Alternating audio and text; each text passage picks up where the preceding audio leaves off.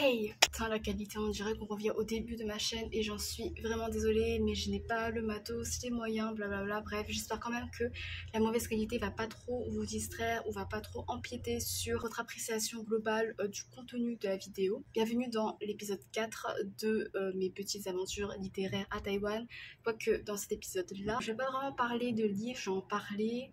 Mais j'ai aussi parlé d'autres choses pour une fois. On reste toujours à Taichung et je vais dans un premier temps vous présenter des visites culturelles que j'ai pu faire et qui m'ont paru assez intéressantes pour vouloir les mettre en avant. Et après je vais parler de quelques petites librairies. Sans entrer autant en détail que dans les précédents épisodes. Toujours à Taichung, j'ai pu aller à l'Opéra Métropolitain. Et en fait on m'avait conseillé cet endroit parce qu'on m'avait dit même si tu y vas pas pour assister à des spectacles, le bâtiment en lui-même est assez intéressant, il y a plusieurs expositions que tu peux visiter gratuitement. Déjà la structure du bâtiment il est assez spécial, on dirait que c'est construit comme une espèce d'instrument à vent. Je sais pas trop comment dire mais bref. Voilà. Au premier étage, il y avait des endroits pour manger et il y avait également une boutique à souvenirs avec des créations faites à la main. Et j'ai eu un petit coup de cœur pour un stand au thème étoilé, au thème cosmique, avec des marque-pages, avec des illustrations peintes sur des rondelles de bois, je crois. Et c'était trop beau et je voulais trop acheter un marque-page parce que les autres objets, les autres produits étaient beaucoup trop chers. Mais je voulais acheter un marque-page, mais il y avait des citations chinois que je comprenais pas forcément. Ça m'a un peu empêché de faire des achats un peu impulsifs, ce qui est cool en soi. Au deuxième étage, j'avais pas grand chose. Au troisième étage, c'est là où j'ai passé le plus clair de mon temps parce qu'il y avait une exposition avec des albums de jeunesse, avec des romans. Tu pouvais en prendre un et lire. Et c'était trop cool parce que j'ai pu découvrir un peu plus des artistes taïwanais. J'ai passé la majorité de mon temps là-bas à lire des albums d'un illustrateur-auteur taïwanais en particulier qui est Jimmy Liao. J'étais attirée d'abord par les tons assez doux des couvertures de ses albums et je pense que c'est un auteur-illustrateur assez renommé parce que dans cette exposition-là, c'est lui qui était particulièrement mis en avant à travers ses livres, à travers des goodies inspirés de ses œuvres et tout, ce que du coup j'ai appris sur internet. Jimmy Liao, du coup, c'est un auteur-illustrateur taïwanais. Il a lutté contre la leucémie, une bataille qu'il a gagnée, et après ça, il en est ressorti d'autant plus déterminé à consacrer sa vie pour son art. Et d'après Wikipédia, alors son art peut être décrit comme caractérisé par des couleurs vives, avec des figures centrales qui sont plutôt petites au premier plan.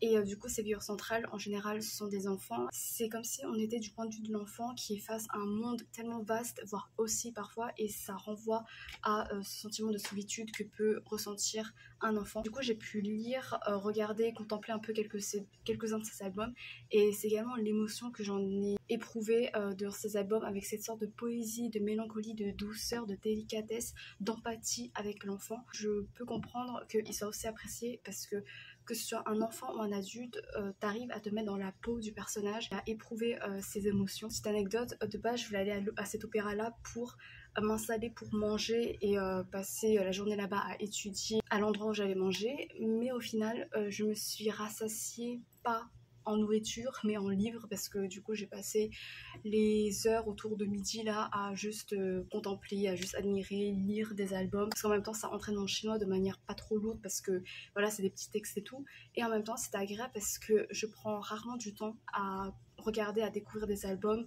C'est pas un format qui m'intéresse particulièrement, mais du coup là je suis sortie de ma zone de confort et j'ai pu vraiment apprécier le charme de ce genre littéraire en quelque sorte. Mon préféré reste le premier que j'ai découvert de Jimmy Liao qui est Nuit étoilée. Du coup d'ailleurs je vous l'ai pas dit mais il y a pas mal de ces albums qui sont sortis en français, notamment Nuit étoilée. On suit l'histoire d'amitié entre une petite fille qui se sent isolée, qui se sent rejetée, marginalisée, incomprise, et le nouvel élève qui arrive dans sa classe. C'est une histoire d'amitié hétéro qui reste platonique, mais ça ne reste pas moins puissant en termes de relations, d'émotions. Et voilà, je vais pas trop vous en dire parce qu'évidemment c'est très court, du coup je vous laisse découvrir. Mais il y avait des planches qui m'ont frappée par, je sais pas, la puissance, la force, des couleurs choisies. Tu sentais l'émotion et tu pouvais te reconnaître en quelque sorte dans ces enfants-là qui font face à la vie, à des sentiments si lourds comme la solitude et qui arrivent à trouver cet espoir-là au contact de l'un de l'autre. Et la fin, c'est le genre de fin qui m'émeut profondément et qui rend l'histoire encore plus marquante. J'ai lu sur place, mais j'aimerais beaucoup me le procurer parce que c'est vraiment un album qui a été un petit coup de cœur, quoi. Un autre album que j'ai particulièrement aimé, c'était, il y a le titre en anglais mais pas en français, du coup je pense que c'est pas encore sorti en français, mais en gros le titre en anglais c'est Les étoiles sont les yeux dans la nuit noire, un truc comme ça. Au début c'est assez déroutant parce qu'en gros tu suis un gamin qui est le narrateur et qui semble s'adresser à différentes personnes de sa classe, à différents anciens camarades qui semblent avoir disparu, avoir quitté la classe pour je ne sais pas quelle raison. Et du coup, je me dis, attends, ils sont morts ou pas? Les illustrations, ils sont assez ambiguës.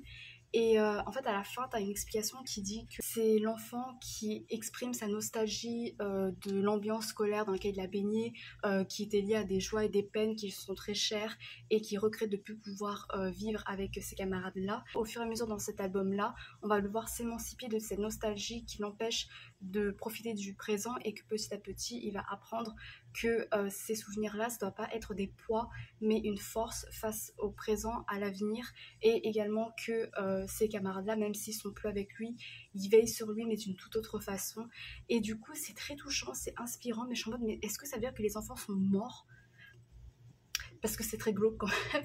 Et je sais pas, peut-être que ça a été inspiré d'une histoire vraie. Je crois que ça a été inspiré peut-être du vécu même de l'auteur, je sais plus trop.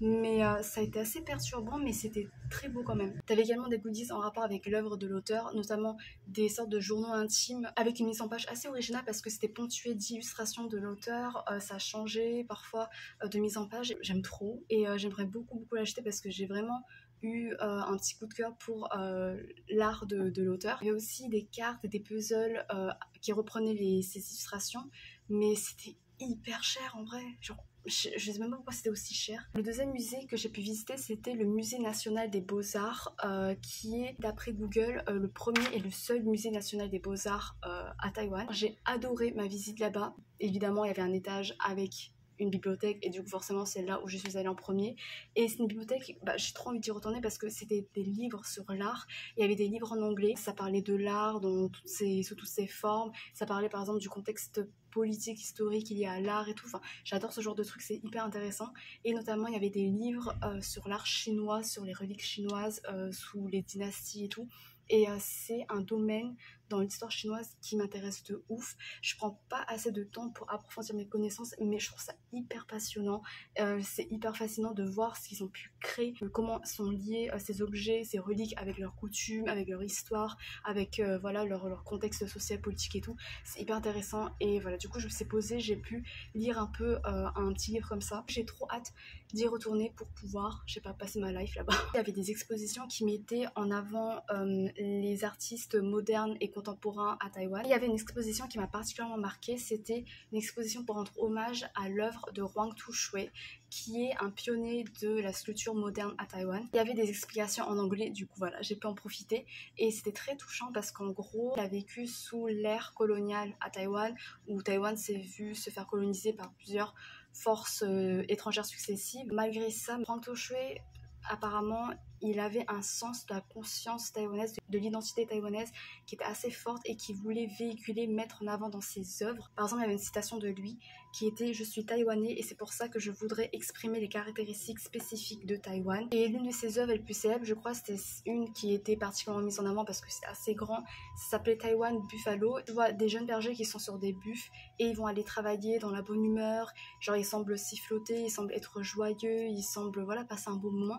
Et c'est une façon pour rendre hommage au dur labeur des ruraux taïwanais. Ils sont très discrets à l'échelle internationale dans l'histoire de Taïwan, mais ils ont une force que l'auteur a voulu mettre en avant parce que j'imagine qu'il a grandi dans cet environnement-là.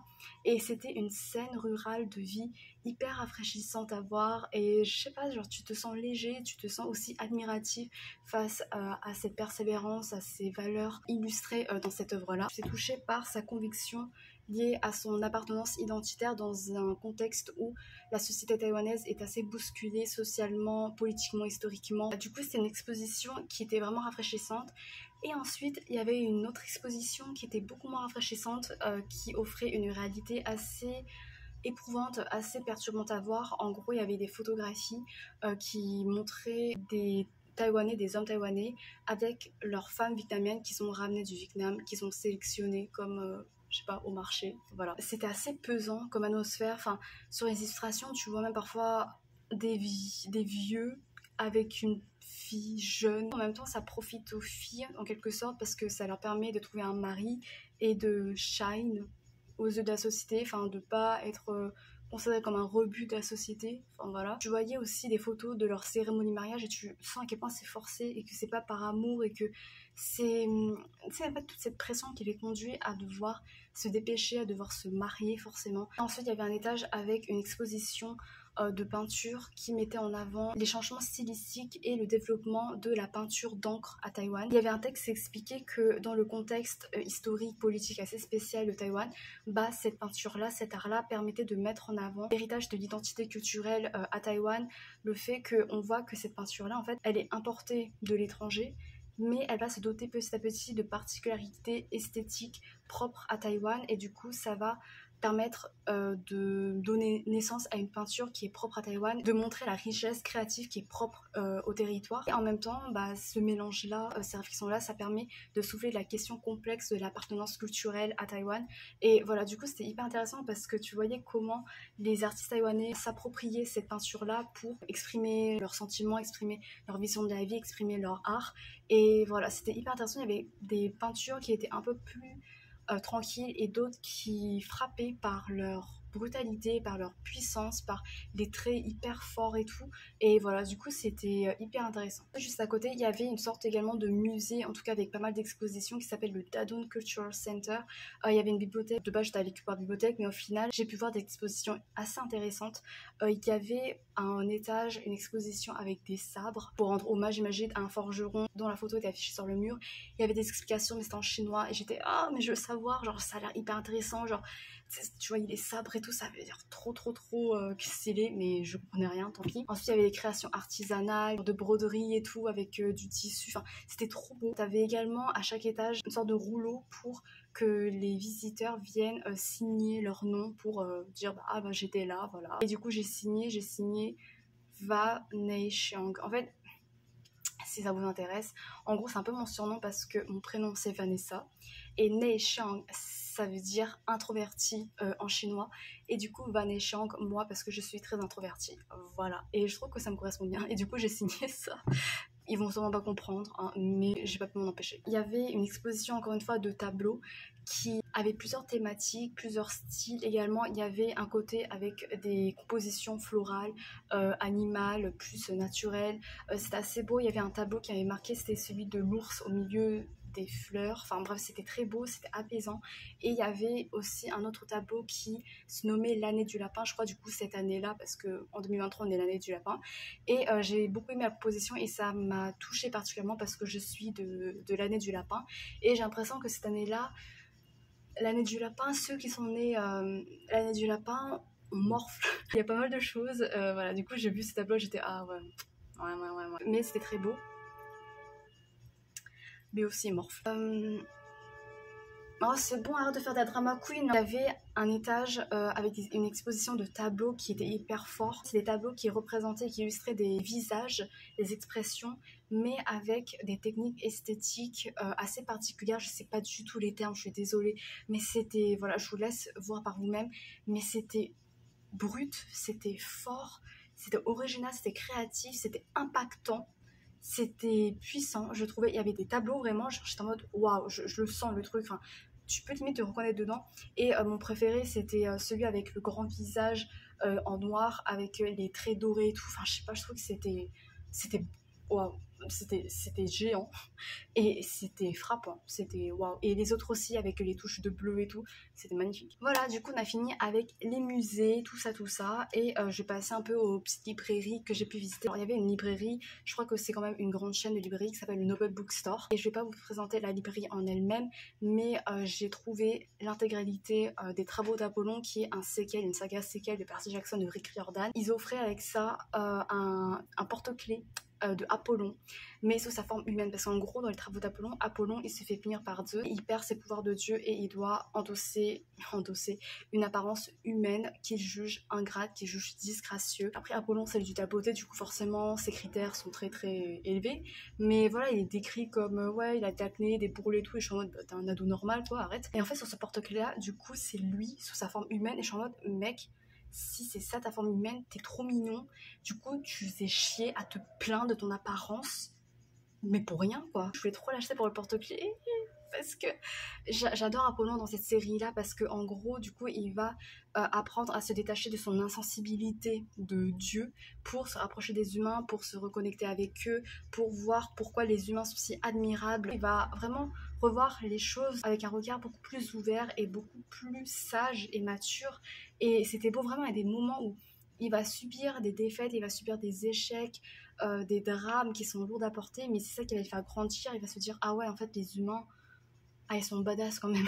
C'est très émouvant le parcours initiatique en quelque sorte de Apollon. Du coup, je voulais acheter quand même le porte-clés, mais il fallait acheter l'intégralité avec. Du coup, non, je peux pas. Je voulais brièvement aborder la question des librairies d'occasion à Taïwan. J'en présentais brièvement deux, mais pour soulever un point. Pendant que j'allais au Musée national des beaux-arts, sur mon chemin, j'ai croisé de manière impromptue une librairie d'occasion. En fait, c'était de l'autre côté de la route. Du coup, genre, je regardais, j'étais waouh, il y a des livres, c'est exigu, mais sans avoir des livres et tout. Ok, d'accord.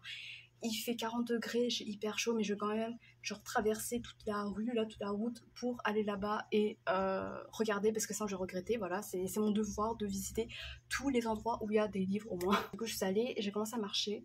Et plus je m'approchais, plus j'étais non, je peux pas rentrer parce que c'est exigu. Il y avait des livres partout, mais pas du tout rangés, genre par terre, dehors. J'étais en mode, mais si je rentre dedans, je vais m'étouffer, quoi.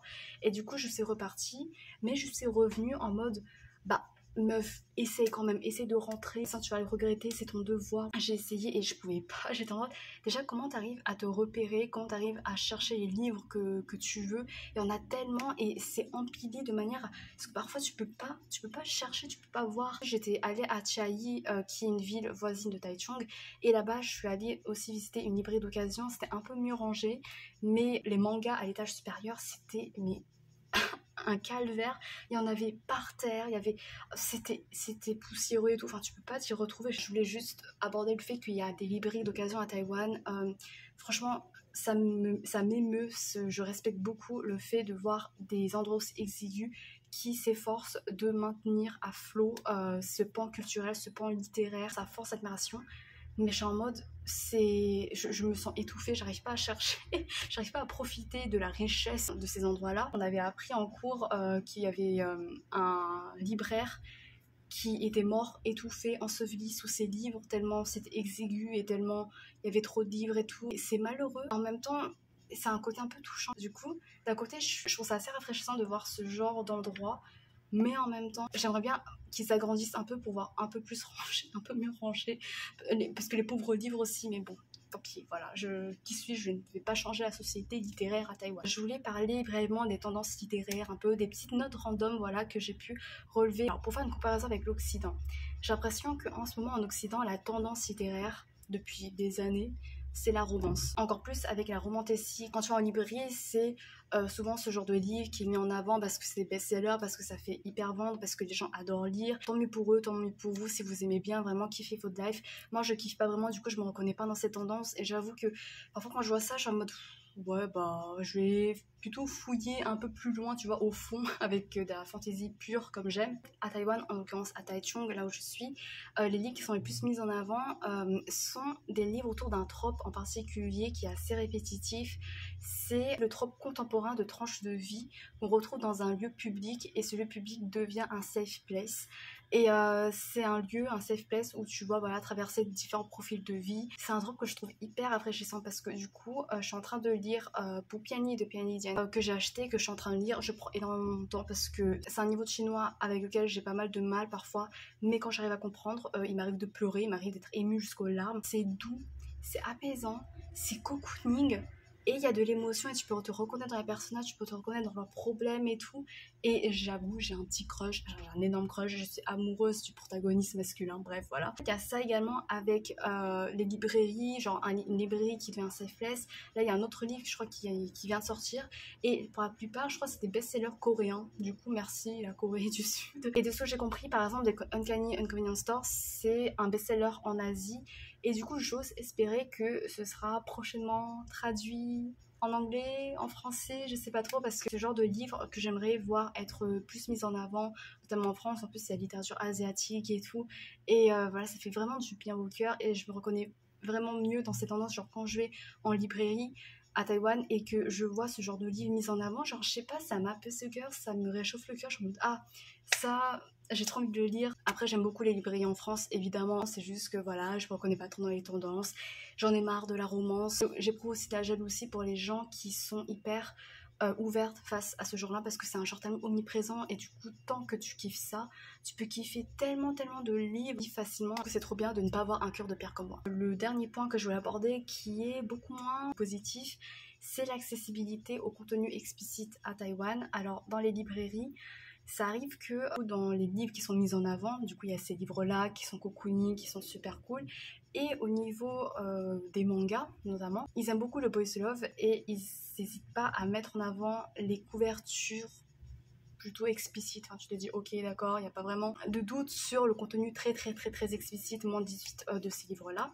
Et c'est mis en avant à la hauteur des yeux des enfants, genre comme ça, vraiment en mode normal. Il arrive aussi qu'il y ait des magazines érotiques qui soient mélangés avec les ouvrages de mangas classiques, genre les mangas que les jeunes lisent, tu vois, qui sont très populaires et que tout le monde peut lire et tout. Ça me désespère vraiment, je voyais des enfants passer devant des magazines, des couvertures, c'est même pas genre juste trucs successifs ou pas, c'est vraiment clairement des scènes voilà, en action. Est-ce que les parents ils sont en mode oui mais c'est des enfants, ils sont jeunes, ils vont pas s'en souvenir ou je sais pas quoi, ou si genre, l'enfant il s'imprègne facilement de ce qui l'entoure, de ce qu'il voit, ce qu'il sent, ce qu'il entend. Et je suis en mode, les libraires qu'est-ce qu'ils font, enfin vraiment, parce qu'en France en l'occurrence je pense que ça ferait polémique de voir ça mis en avant. Enfin déjà en France là il y a eu une polémique avec Gérard Darmanin qui censure un livre lié à la sexualité, alors que ce livre là il veut juste ouvrir la parole sur le sexe pour les jeunes, pour les accompagner de manière saine, pour donner une contrebalance avec